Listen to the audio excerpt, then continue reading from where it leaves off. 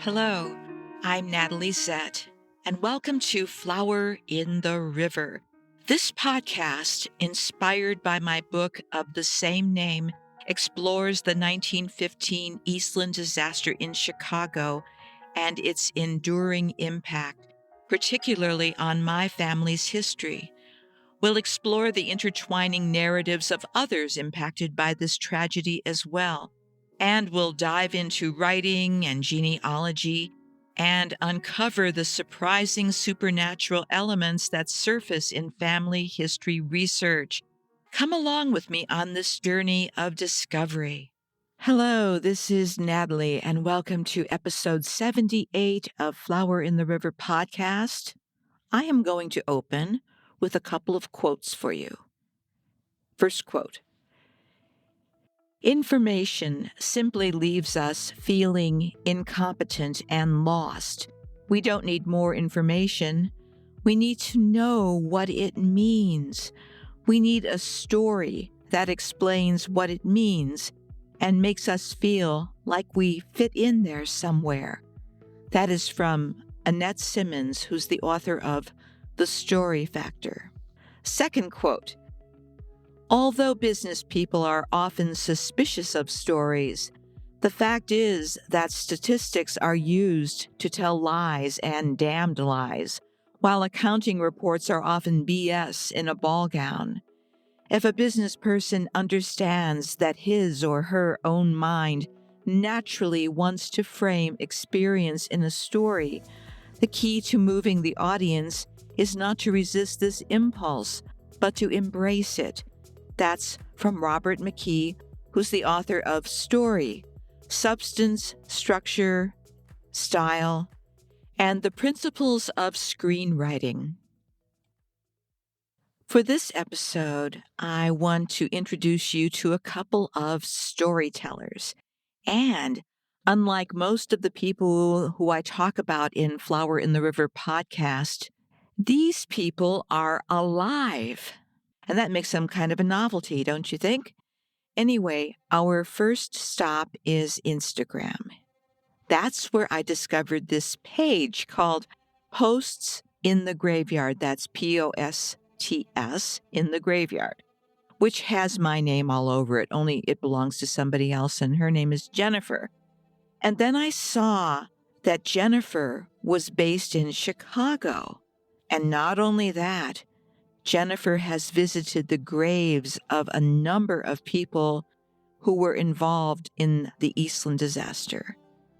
But get this, even though I've been following Jennifer on and off for quite a while, it was only this week that I explored her blog and found that she is doing phenomenal work in preserving the stories of so many who are connected to the Eastland. Not only does she take photographs of the graves, she also documents the stories of these people in their entirety. In other words, she talks about who they were, who their families were, what happened to the families before and after.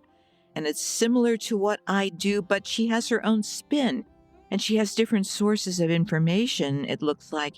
And so it really complements and strengthens what I'm trying to do. And hopefully I'm doing the same for her.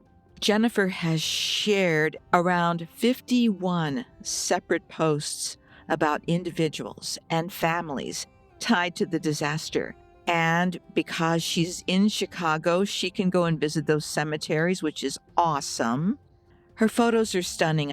I hope you will go to Instagram and go to her webpage and take a look. But it's her storytelling that got to me. Her stories are well-researched and full of heart and care. I've learned a lot from her already just this week, and I asked Jennifer if it was okay to share a link to her site on my webpage and to promote her in this podcast, and she said yes. And so I've added links to both her Instagram and her webpage to my webpage. Here's the other thing. If I've already covered an Eastland person in a previous podcast episode, and if Jennifer has also shared their story, I went to my own blog post and added the link to Jennifer's blog post about the same person. So we have two different points of view and additional information about somebody or a family, which I think is wonderful. It's so energizing to see other perspectives on this. Actually, just knowing that somebody else cares about these stories and these people does my heart a lot of good. As you know, I've encountered way too many black holes in my search for the people of the Eastland, and nature abhors a vacuum, right? So it's great when someone steps up and fills in that space, and hopefully there'll be a time soon where I'll be able to say, those black holes, most of them are filled in, but not quite there yet. I want to publicly thank Jennifer for the work she's done, for her generosity, and for allowing me to share links to her work on my website and to be able to share her contributions with you on this podcast. So thanks again, Jennifer. Keep doing what you do. It's appreciated.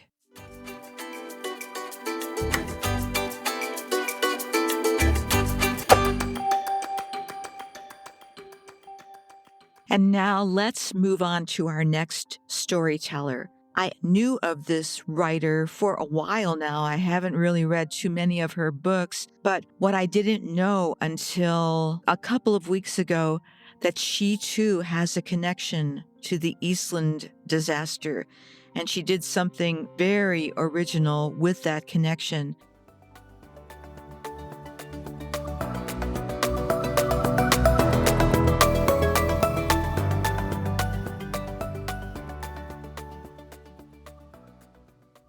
Have you heard of Mary Morris? I bet you might have. So let me give you a little bit of information about her. And this interview is from the Kalamazoo Gazette, Sunday, January 26, 2003. So it was a while ago that Mary was interviewed. And this is about a pivot that she made in her own writing career. The title is Travel Writer, Mary Morris, Journeys to Another Genre. I want to tell you, as a writer, do you know how radical that was? If you switched genres as a writer, it was a risk, put it that way. It was very risky to do that. At least back then that was the case, and to some extent that still is true, though it's not as constraining as it once was. So the fact that she did do that is incredible. The article is by Matthew Jakubowski of the Kalamazoo Gazette.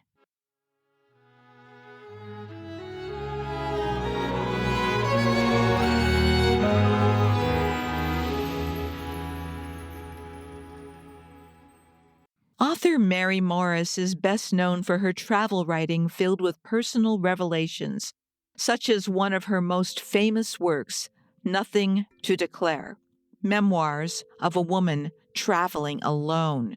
She's also published 6 novels and 4 collections of short stories, and co-edited 3 collections of travel essays by women.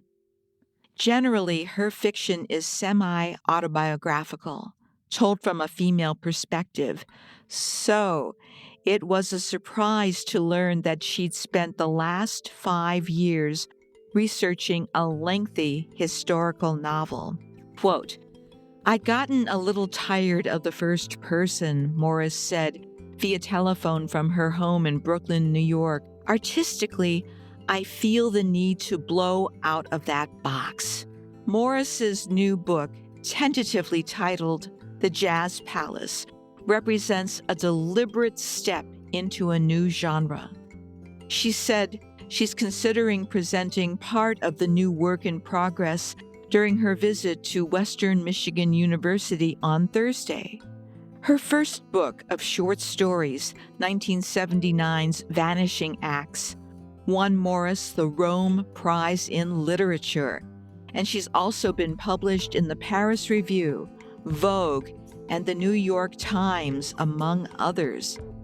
But her latest novel, Acts of God, published in 2000 by Picador Press, another personal work that deals with a divorced woman's reflection on an unhappy childhood, did not generally receive good reviews. Perhaps that's why she's chosen a new direction.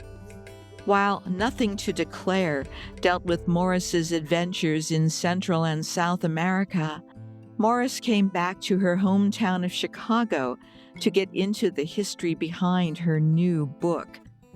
Although she's based in Brooklyn for some time now, where she lives with her daughter and husband, who works for the Wall Street Journal, Morris sets the Jazz Palace in Chicago because, quote, "I love this city, and when I was growing up, my mother read me a lot of its history." Morris is also working on a short novel of revenge, aptly given the working title, Revenge.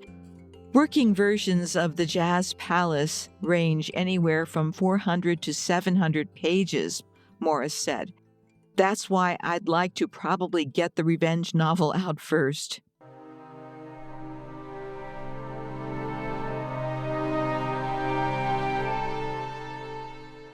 Headline: Two Tragedies. The Jazz Palace begins with several characters standing on the banks of the Chicago River, witnessing one of the worst river accidents in U.S. maritime history, the sinking of the Eastland on July 24, 1915. Morris didn't have to look far for a primary source on this incident. Quote, "My father, who's 100 years old, was present when the Eastland sank," Morris said. "He was a boy when he saw it happen." Beginning with her father's account of the accident, the narrative in the Jazz Palace follows the lives of those who witnessed the sinking as 7 points of view of life in Chicago through the Jazz Age to the 1960s. Morris scoured Chicago's South Side, quote, "from 31st to 47th Street and what was left of the jazz clubs down there," unquote, to collect background material, she said.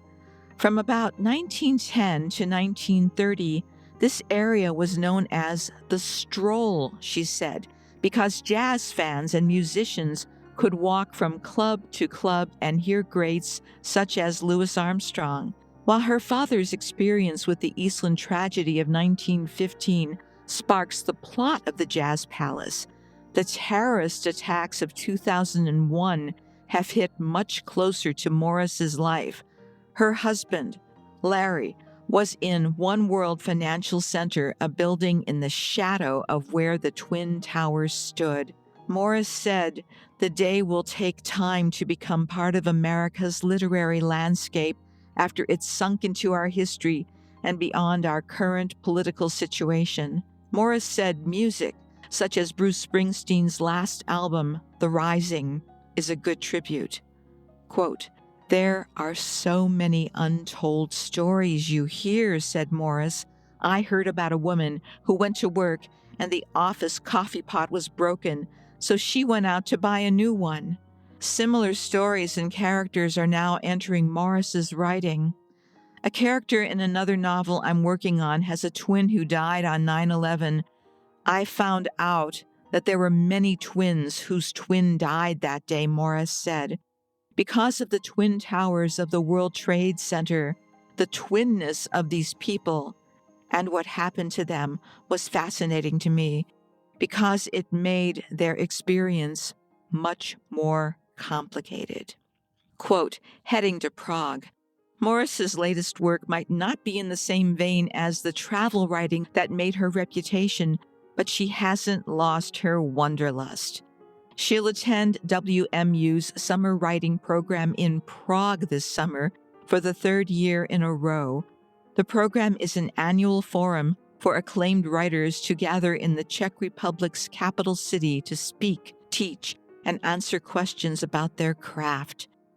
The Prague trip will include her daughter, as well as a visit to Belize next month.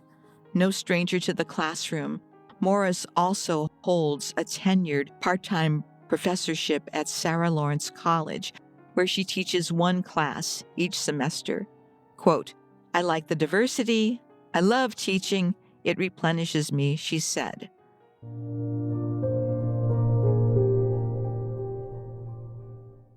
I want to pause and tell you what my reactions are to Mary Morris's interview. As a fellow writer, I so appreciate the fact that she goes in and she demystifies things. She doesn't present herself as all-knowing and some kind of expert, even though she probably really is. She lets you look under the hood. She lets you know how she struggles with certain things, how she's had to pivot, how she's taken risks, how she looks at her current environment and applies it to the writing that she's doing, how she can look at her own family's past and integrate that into a tightly woven story. So she really lets you in. And also, I'm comfortable with her because I can see that she challenges herself all the time. She continues to learn, she continues to be curious, and she continues to experiment. So that's also why I was motivated to buy that book and take a look at it, because I felt I could trust her. So, 12 years after that interview in 2003, The Jazz Palace was published in 2015. But since Mary started researching in 1998, thereabouts, it took her approximately 17 years to get that from her imagination, from her memories, into book form. It takes the amount of time that it takes to do things like this. What I also appreciate about what Mary did in this interview is that she let us inside. She let us look under the hood, and she also let us know that this activity of writing a book is like any other job. It's a lot of work. It's difficult. Sometimes it's discouraging, then it's encouraging, and you have to do a lot of course correction along the way to get things out into the universe. So she's let us see what this process is like, and I really appreciate that. And I think anyone who engages in this activity will appreciate the fact that somebody who's mega accomplished still has to go through this process. And the other consoling thing is that the Eastland disaster story can give you a real run for your money.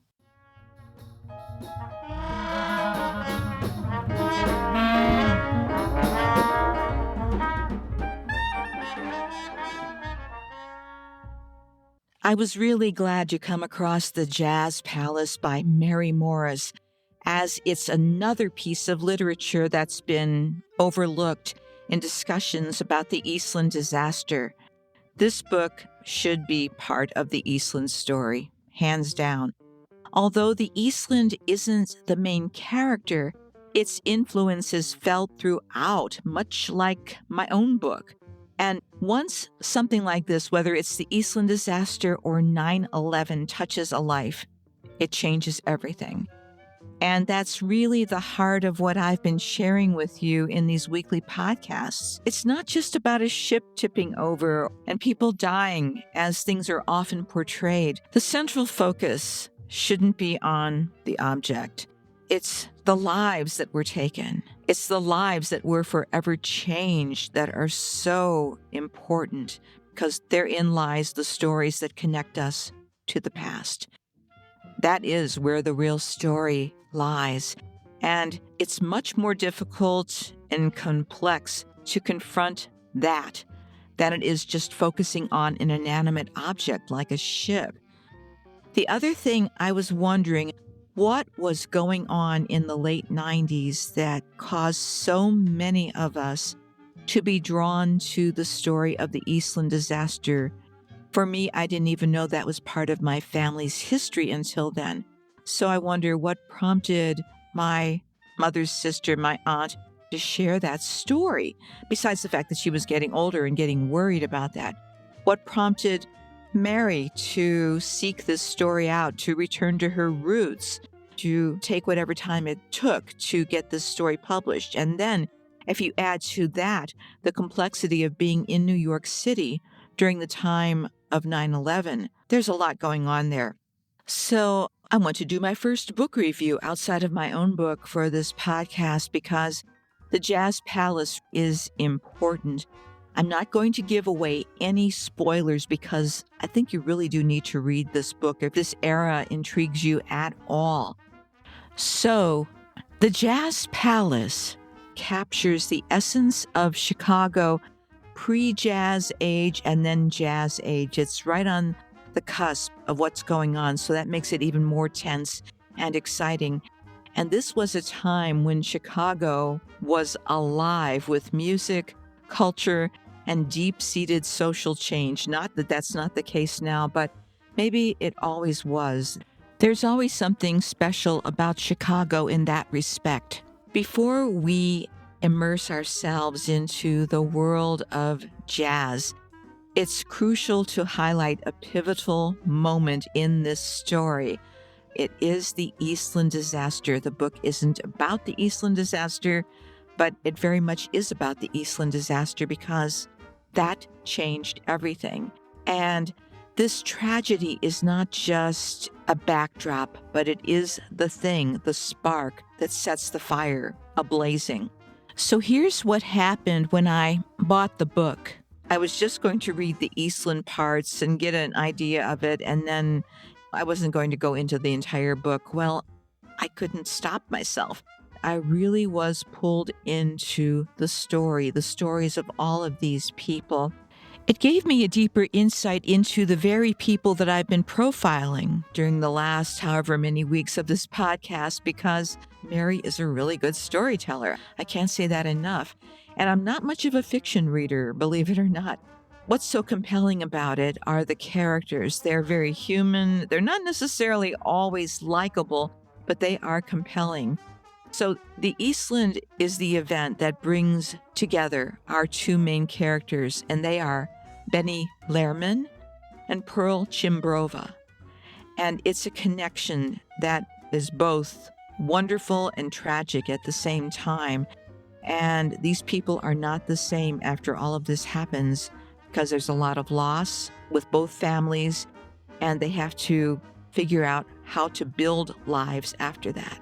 The Jazz Palace is set in Chicago, spanning from the aftermath of the Eastland disaster in 1915 to approximately the late 1920s, not the 1960s as Mary thought it might be, but that's what happens when you're writing.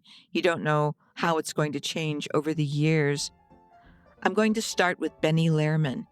Benny is a young Jewish man from a family of hat makers on Maxwell Street, which is a neighborhood known for its diverse immigrant population at that point. On that fateful day in 1915, Benny is just doing his job, and he's there at the site of the Eastland disaster, just watching everything take place. And he actually helped with the rescue. I'm not sure if that was the case for Mary Morris's father or not, but it is intriguing. So Benny witnesses this with Pearl and her family, and Pearl is a tough and independent young woman from a working-class family, and their brief meeting leaves an indelible mark on both of them, and it follows them even when they don't recognize each other in the years to come. Years later, as the jazz age takes hold of Chicago, Benny and Pearl do meet again. Benny has drifted far away from his family's business, and he's drawn into the world of music. For Benny, the piano becomes his refuge, and jazz is his passion. And despite the expectations placed on him to go into the family business, Benny begins playing in speakeasies and clubs across the city, where his talent quickly catches the attention of local musicians and club owners. Benny's journey isn't just about the music, it's about running away from the dragons of the past. And he's also torn between the expectations of his family and his love for jazz, a genre that was often viewed as rebellious and morally questionable. The Eastland disaster, though, set him on a path that he couldn't have predicted, pushing him away from his family's world and into this other vibrant and sometimes dangerous world of jazz. Then there's Pearl Chimbrova, the woman Benny stood with on the dock during the day of the Eastland disaster. Pearl comes also from a similar family background, working-class family, Jewish.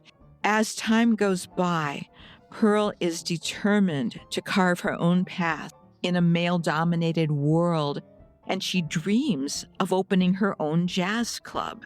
So years after their first encounter, Pearl and Benny's lives intersect again, and Pearl has indeed established the Jazz Palace, a club that quickly becomes a haven for musicians, a place where they can freely express their art away from the constraints of society.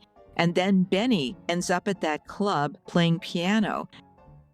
And the story, the overarching story, is also about survival, about identity, and about defiance in society that is not as rock solid as they once thought it was. And at their young ages, Pearl and Benny and everyone else who witnessed the Eastland disaster realized that death could be around the corner. They knew this.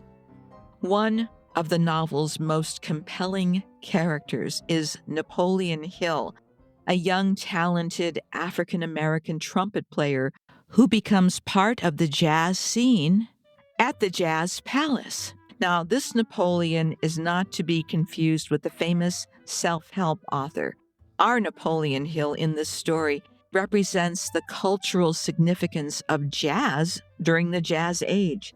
Napoleon Hill is depicted as a musical prodigy, but he also comes from a tragic life and continues to face significant challenges due to the racial attitudes of that era. Napoleon is often marginalized, and his journey in the novel reflects the broader racial and social tensions of that era. Through Napoleon's experience, the Jazz Palace goes deep into the racial inequities of the era and the ways in which jazz served as both a unifying force and a reflection of societal divisions. Napoleon's performances at Pearl's Club draws crowds, establishing the Jazz Palace as a premier venue for jazz in Chicago. His story is one of not just resilience, but constant reinvention. The other aspect to the Jazz Palace story is the Great Migration. The Great Migration refers to the movement of millions of African Americans from the rural South to the urban North, including cities like Chicago. And this started approximately around 1916. And these migrants brought with them rich cultural traditions, including blues and early jazz music, which blended with other influences that were already established in Chicago to create this wonderful, crazy jazz scene that is depicted in the novel. So the Jazz Palace, it's about a lot of things. It's not exactly about the Eastland disaster, but the Eastland disaster is a prominent influence and mover and shaker. It's not specifically about jazz, but jazz is moving and shaking and upsetting and causing all kinds of societal conventions to turn on their heads. After I finished the book, I realized that my attitude about Chicago during that time had changed.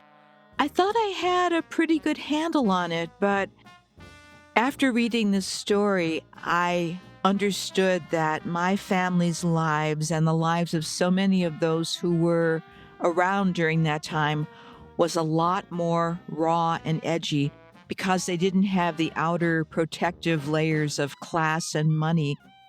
The fact that children were working so early in their lives, most of them did not have a childhood.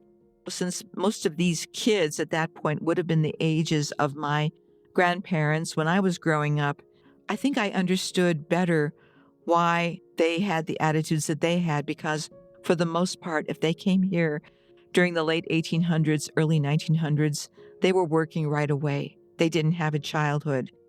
And they saw to it that their children and their children's children could have that precious thing called a childhood. The other thing, too, is that by the amount of time it took Mary to write this book, again, she was no lightweight in terms of the literary world, but it took time. And I have the feeling that the experience of writing about her dad's experience and going back to Chicago as she did, it probably changed her quite a bit. And I'm sure her life, too, was never the same after that. So I do want to recommend both Mary Morris's book, The Jazz Palace. I think you will love it. And also, I think you will love the Instagram page for posts in the graveyard, as well as the blog by Jennifer. And I promise to have even more stories for you next week, so have a good one, and I will talk to you soon.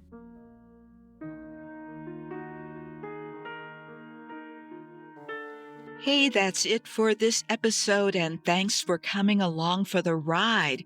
Please subscribe or follow so you can keep up with all the episodes. And for more information, please go to my website. That's www.flowerintheriver.com. I hope you'll consider buying my book, available as audiobook, ebook, paperback, and hardcover, because I still owe people money. And that's my running joke. But the one thing I'm serious about is that this podcast and my book are dedicated to the memory of all who experienced the Eastland disaster of 1915. Goodbye for now.